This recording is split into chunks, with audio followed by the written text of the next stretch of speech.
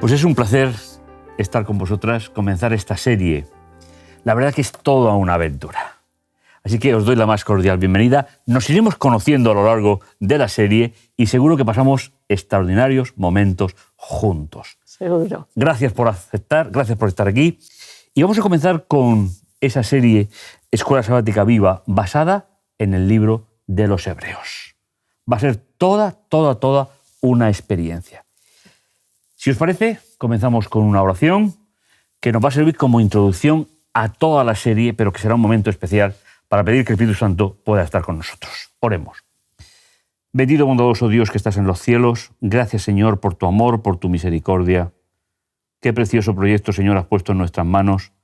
Queremos ser dignos en ti para poder mostrar en cada momento el amor y la misericordia que tú tienes con cada uno de nosotros.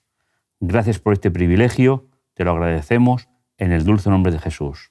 Amén. Amén. Pues comenzamos la serie Escuela Sabática Viva en el periodo que nos corresponde a nosotros, el libro de Hebreos. Y me gustaría comenzar, cómo no, abriendo la palabra de Dios. Hebreos capítulo 1, versículo 1 y 2. Habiendo Dios hablado en el tiempo antiguo muchas veces y de muchas maneras a los padres por los profetas, en estos posteros días nos ha hablado por el Hijo, a quien constituyó heredero de todas las cosas y por el cual hizo el universo. Este va a ser el tema fundamental, pero antes queremos presentarnos. Queremos llegar hasta vosotros con la ilusión de formar parte de vuestro universo durante este tiempo que vamos a estar juntos. ¿Qué tal estáis? Bien, muchas gracias. Con ganas. Con ganas, ¿verdad? Sí. Muy bien. Pues vale, venga. Bueno, Venga, pues empiezas. soy Naikari, vengo de Cantabria, Muy bien. estoy trabajando allí como enfermera en una residencia de ancianos y pues es un placer poder compartir esta experiencia con vosotros. Bueno, pues yo soy Rosa Blanca, llevo 9 meses jubilada, he venido de Madrid aquí, me he sentido muy bien acogida y muy feliz de estar en estas tierras valencianas.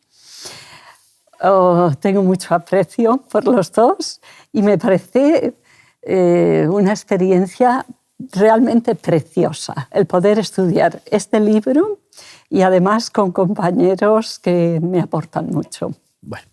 Bueno, pues soy Pablo Armero, soy pastor, doctor en teología y finalmente pues aquí venimos a aprender y a compartir.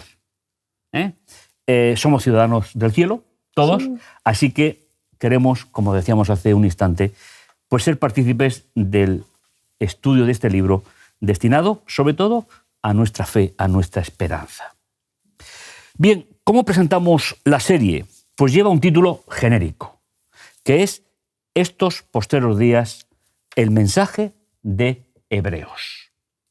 Y como decíamos hace un instante, Pablo fue un maestro. Yo sé que lo de Pablo lo vamos a discutir a lo largo del programa, pero fue un maestro en saber transmitir de su herencia, antes de ser llamado por Jesús, a su futuro a través de la visión del Hijo que él aceptó en el camino de Damasco. Pues bien, simplemente, la carta a los Hebreos está basada en estos postreros días, nos ha hablado a nosotros por el Hijo. Es decir, presenta a Jesús como profeta. En relación a los profetas anteriores. ¿Qué podemos decir como introducción a toda la serie? Hay una idea que me gusta especialmente, y es el retrato de Jesús en la epístola a los Hebreos puede ejercer una fuerza cautivadora similar sobre nosotros. Así es.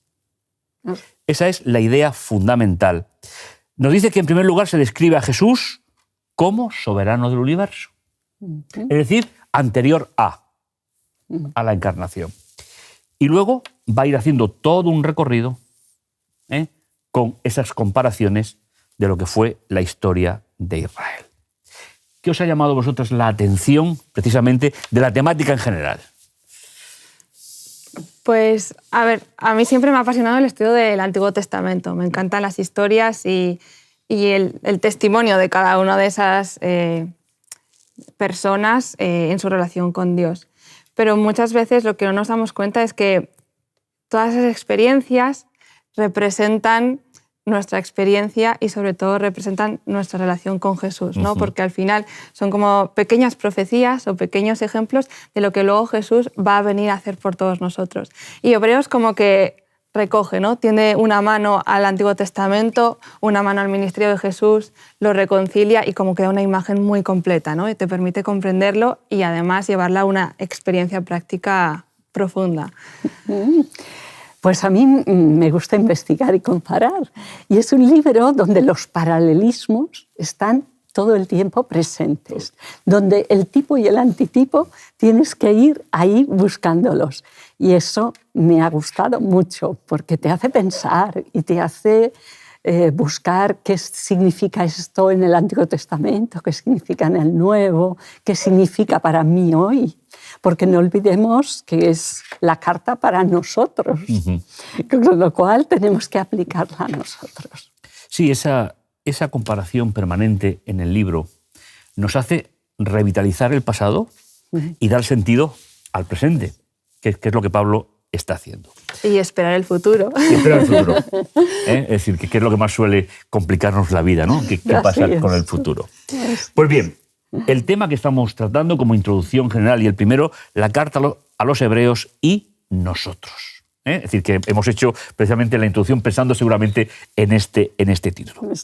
Y hay un texto con el cual se comienza, del capítulo 10, versículo 36, que será el primero de los que vamos a ver en esta serie. Porque os es necesaria la paciencia, para que habiendo hecho la voluntad de Dios, obtengáis la promesa. A mí me ha llamado la atención las dos palabras fundamentales, paciencia y promesa. Creo que es la clave del libro de los... ¿Por qué? Me gustaría que hiciéramos un pequeño repaso de quién pueden ser los posibles destinatarios de la carta. Posibles. Pues leyendo la carta, intuimos, extraemos que son personas que aceptaron a Jesús, de procedencia judía, que están volviendo hacia atrás, por los motivos que se va a describir a lo largo de toda la carta. Y el apóstol le va a plantear el verdadero dilema existencial. Si volvéis hacia atrás, ¿qué os queda? Lo que fue la historia de la primera alianza. Por eso él va a insistir en que Jesús es superior, mejor a todas las instituciones de lo que fue el pasado. Entonces, partiendo de esa idea, nosotros podemos pensar también, ¿qué sería de nosotros? Y os lo planteo, si dejásemos esa fe, esa experiencia, para volver a un pasado que no sé cuál sería, pero para volver a un pasado. ¿Cuál sería el efecto para nuestra vida? Que finalmente es lo que Pablo le plantea a los lectores primeros de esta carta. Sí. Yo creo que hace un poco eco a 1 Corintios 13, ¿no? También cuando perdemos de vista a Jesús y el mensaje que nos transmite de Dios y de su amor, de su búsqueda por nosotros, con ese plan de volvernos a Él, cuando perdemos de vista ese amor, ¿qué nos queda? Por mucho que tengamos profecía, dones, talentos, no nos queda nada. Al final estamos vacíos, ¿no? Y somos instrumentos huecos que han perdido el sonido o una sal que ya no sala. Así es. Perdemos el sentido y sobre todo perdemos la esperanza también, ¿no? Así es. Pues sí, sin lugar a duda. Hay un texto que es un poquito feo, pero es muy gráfico, donde dice, volverá el perro a revolcarse en su vómito. Dices, no es lo mismo no haber conocido nunca. Cuando tú has conocido, has amado, has creído, de pronto volver atrás es renunciar a algo hermoso para volver a algo que es una carga en tu vida. En vez de una liberación, una carga. Hay dos ideas fundamentales que quiero conservar de la introducción, que es Dios conservó en las Escrituras al menos un sermón completo. Esa idea me ha gustado mucho para nosotros. La carta de Pablo a los hebreos. En segundo lugar, se cree que Hebreos es el primer sermón cristiano que tenemos completo. Así que con estas dos ideas nos vamos a introducir ya, si os parece, en el desarrollo de este primer tema, que, como hemos dicho, tiene que ver la Carta de los Hebreos y nosotros. Al ataque. El primer punto del itinerario, un comienzo glorioso. ¿De acuerdo? Y podemos leer Hebreos, capítulo 2, los versículos 3 y 4. A Pablo le gusta mucho preguntar, pero preguntar para que los destinatarios den una respuesta. Dice, ¿cómo escaparemos nosotros si descuidamos una salvación tan grande, la cual, comenzando a ser proclamada por el Señor, nos fue confirmada por los que lo oyeron? Y el 4. Testificando Dios juntamente con ellos mediante señales y prodigios y diversos milagros y repartimientos del Espíritu Santo conforme a su propia voluntad. Me ha llamado mucho la atención, no sé a vosotras, la primera pregunta. ¿Cómo escaparemos nosotros si descuidamos una salvación tan grande? ¿Qué os parece esa pregunta?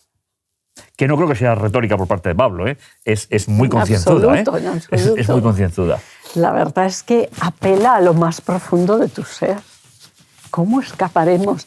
Dices, después de haberlo tenido todo, qué necio tiene que ser alguien para dejarlo escapar de las manos. Pero es condición humana también, ¿no? Nos pasa en la vida cotidiana de queremos mucho cierto trabajo y cuando ya lo tenemos nos cansamos de él y empezamos a quejarnos de él.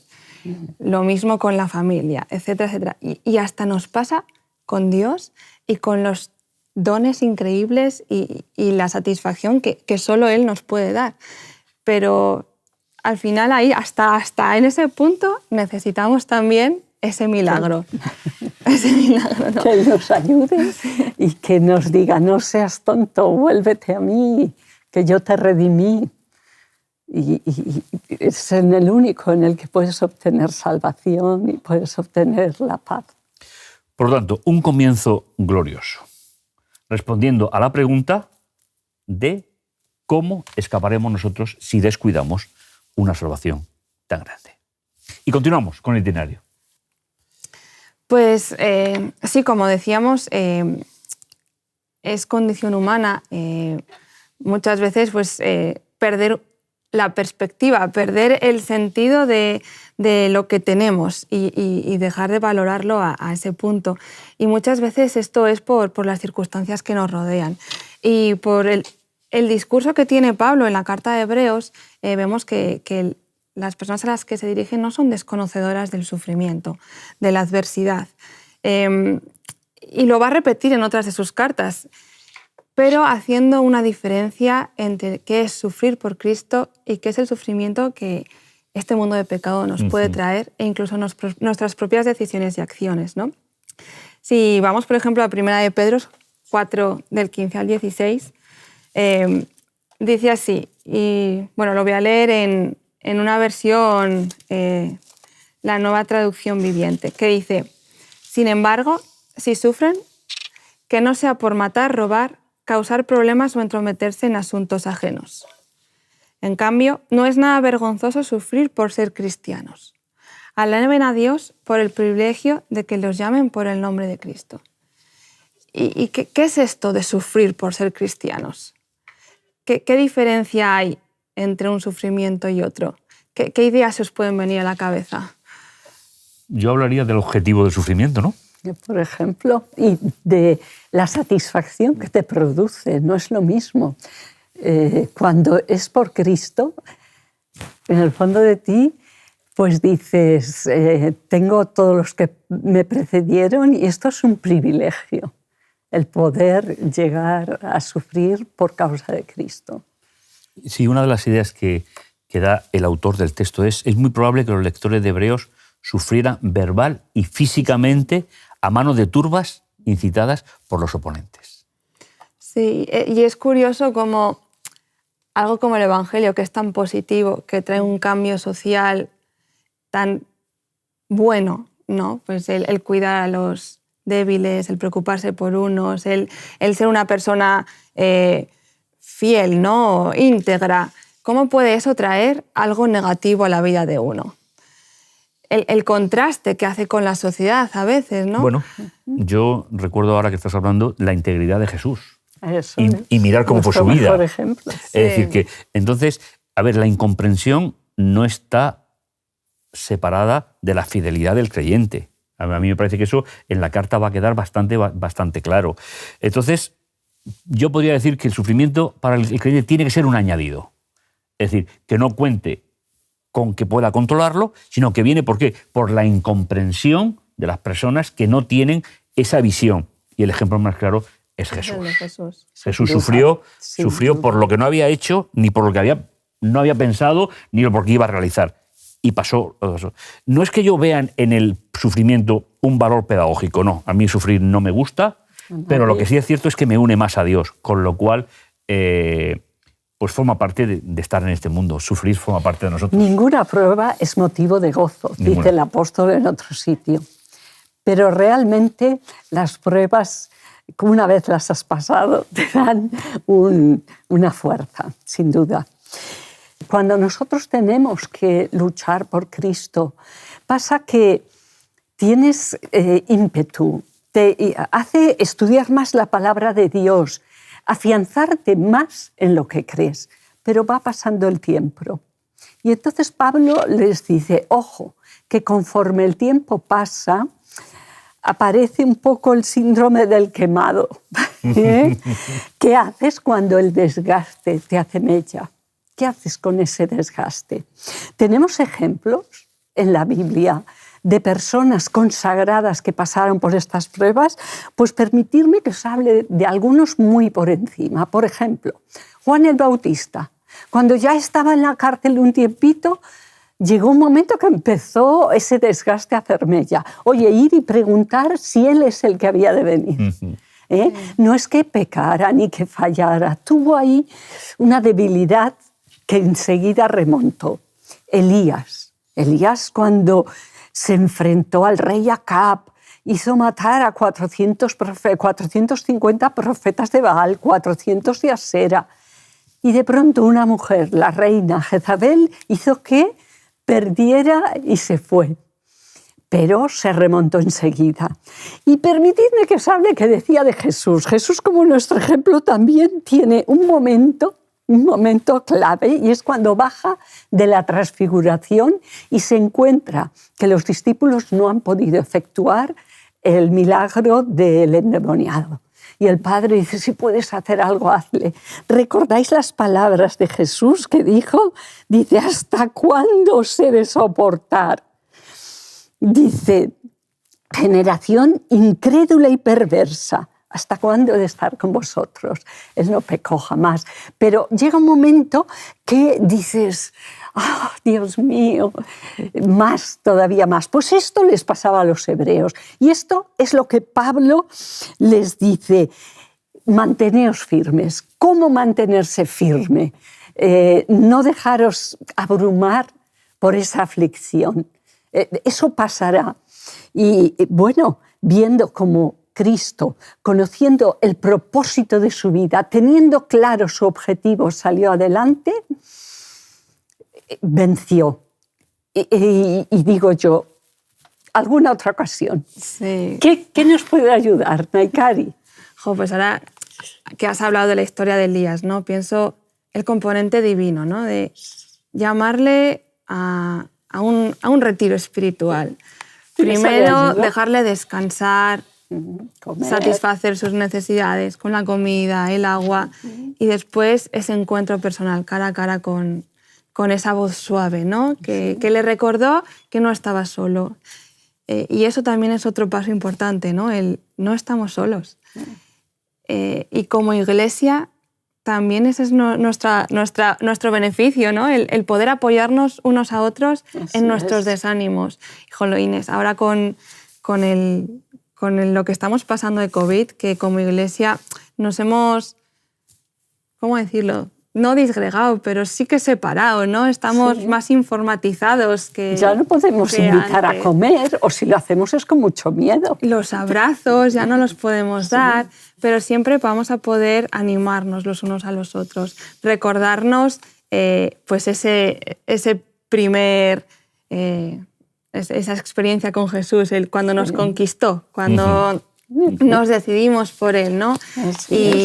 Y luego también hay un factor individual, el que tú también lo has dicho, Rosa Blanca, al final mirar a Jesús y ver cómo Él se mantuvo en pie y esperando y buscando ese momento en el que pudiese compartir la vida eterna con nosotros, ¿no? Que era su recompensa. Sí. En realidad, él miraba su recompensa, que es ver a los salvados antes de que estén salvados, antes de que pudiéramos. Sí, y sin dudar en eso, confiando en ese encuentro, pues afrontar pues, el cansancio, la desmotivación, incluso pues, la adversidad que puede rodearnos. Sí, finalmente ese va a ser el objetivo de toda la carta. Sí. Es decir, Pablo da suficiente rastro a lo largo de todo el texto de que lo estaban pasando mal. Y él se plantea, ¿y si volvemos atrás? Es posible que lo pasemos mejor.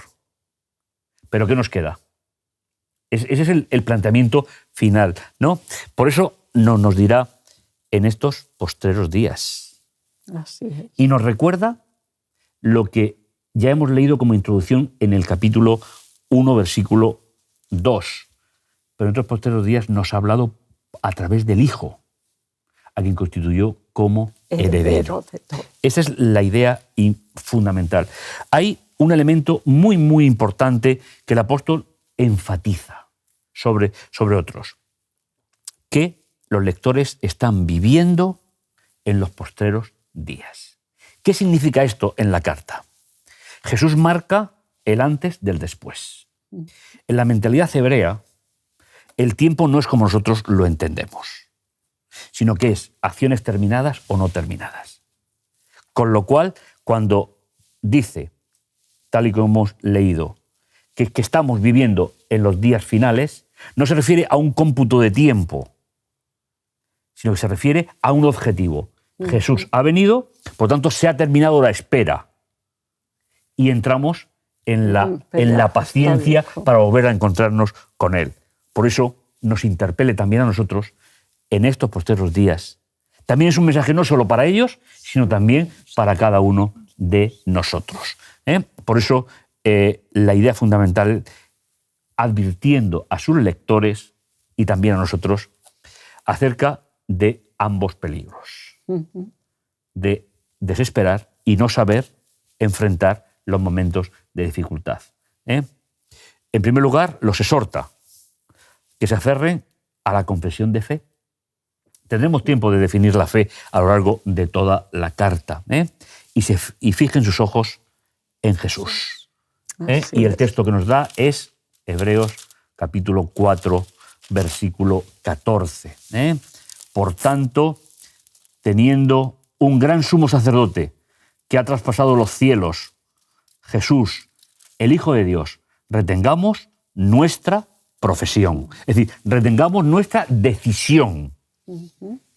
Creo que es una buena fórmula, no sé qué pensáis vosotras, pero es una buena fórmula para vivir el día a día sin desesperar y confiando independientemente de las circunstancias que estemos viviendo. Antes comentabas, Naikari, que es verdad que las circunstancias que hemos vivido, pero yo estoy convencido de que el Señor tendrá un proyecto para posteriormente a la situación y va a sacar mejor partido de lo que hemos vivido de lo que nosotros nos podemos pensar, porque siempre fue así. Sí. Así es. Siempre fue así. Y ahí está la frase tan famosa de Elena de White, ¿no? Dice, al repasar la historia pasada, puedo decir, alabado sea Dios. Claro, claro. Al ver lo que el Señor ha hecho, me lleno de admiración y de confianza en Cristo como director.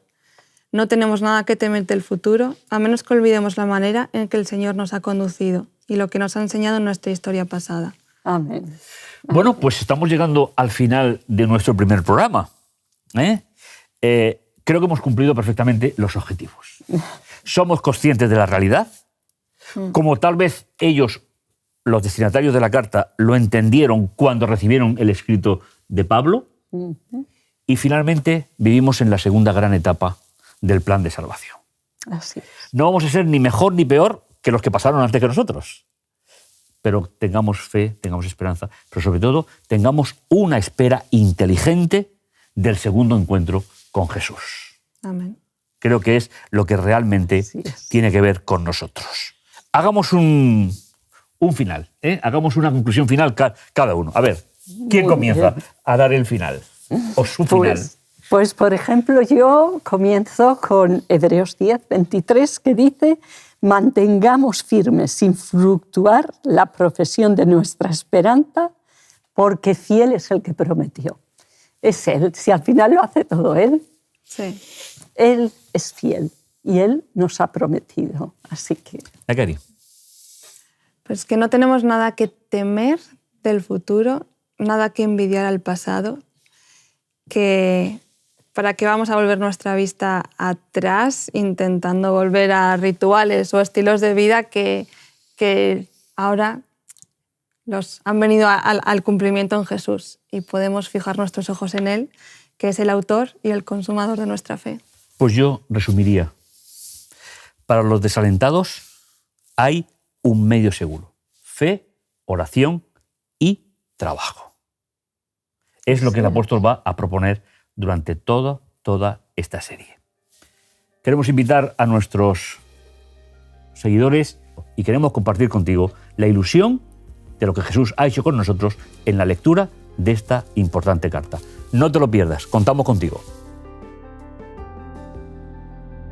Te invitamos a tener una experiencia más allá del sábado, convirtiendo tu unidad de acción en una iglesia hogar en donde la Biblia, la oración intercesora, la fraternidad y la testificación sean vuestro estilo de vida. Así experimentaremos un poder renovador en la iglesia y en el cumplimiento de la misión. Suscríbete a nuestro canal de Hot Media para no perderte ninguna escuela sabática viva. Que Dios te bendiga.